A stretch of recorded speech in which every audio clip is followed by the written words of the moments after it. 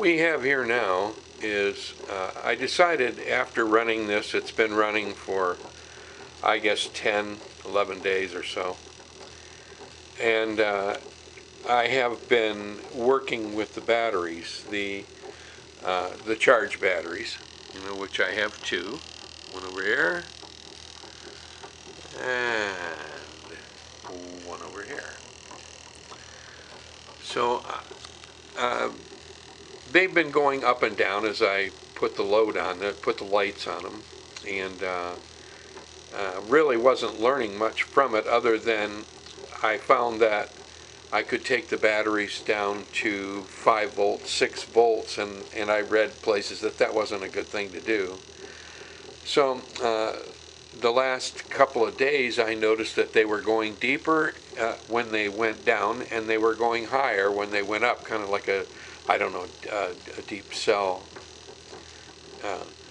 Anyhow, what I decided to do was I had tweaked it, and it actually raised the amp draw on it close to, or a wattage out of the wall. It raised that to, I'm thinking about, we're looking at 9 watts, 9.1, 9.2. But the wheels seem to be going a little bit faster.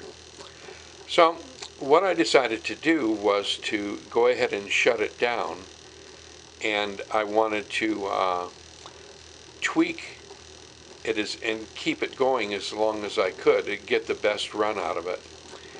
Now this is what's really interesting. I got it down to where we're running at, I don't know if you can see that or not, but what we're looking at there, you can see, that's the draw out of the wall. But the fantastic thing is that I decided that I was going to take and disconnect. And here, this coil and this circuit have been totally removed from the system.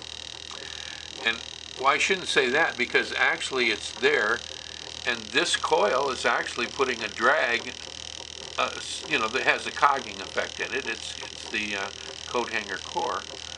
So it's putting a draw, not much of course, but it is putting a slight draw on this wheel. But what you need to realize here, though, is that this wheel has been, and it's continuing to run on 3 coils. Remember, I couldn't get it to run on 3 coils before. But now that they've been totally tweaked, that I got what I figured to be the maximum out of each coil, I removed the one that had the largest gap. So that's the one that was the furthest away. And this one seemed to be just a little bit closer. So what I'm trying to say here is that it has been running now, and it's running on 3 coils, not 4, 3. All right, so it's running on three coils, and you saw the amp draw. I don't have my glasses on, so I can't see what it was, so I'll see it when I see the video. So that's just something that's interesting. What I found was that with my power coils that I made, I made 2 of them. Oh, that is a Bedini coil, but it's only 950 turns. So, and it has a magnetite core. It does not have a coat hanger core, so I didn't put that on there. Glad I didn't, because I would have gotten some false beliefs out of it, because of the fact that it's running on 3. Has been now for about 10 or 15 minutes. So I'm going to see. You remember when I first put the 4 coils on there, it ran for 13 minutes or so, then it quit. But I've heard the bearings start to catch on this, so maybe this one here, it could still run on 3, but I'm not going to let it go. I've got too much time invested here on testing. I had the power coils, and I was a little disappointed on them. They're, as you can see, almost a pyramid type. And if you look closely there, you can see where they're soldered together underneath.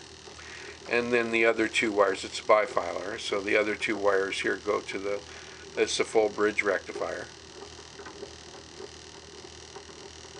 And long story short, was very disappointed. I got very little power out of it, less than 0.3 volts, not even a whole volt, and 200 microamps, not even milliamps. So I was rather disappointed with it. So I tried a second one, went to a second power coil, and this one I just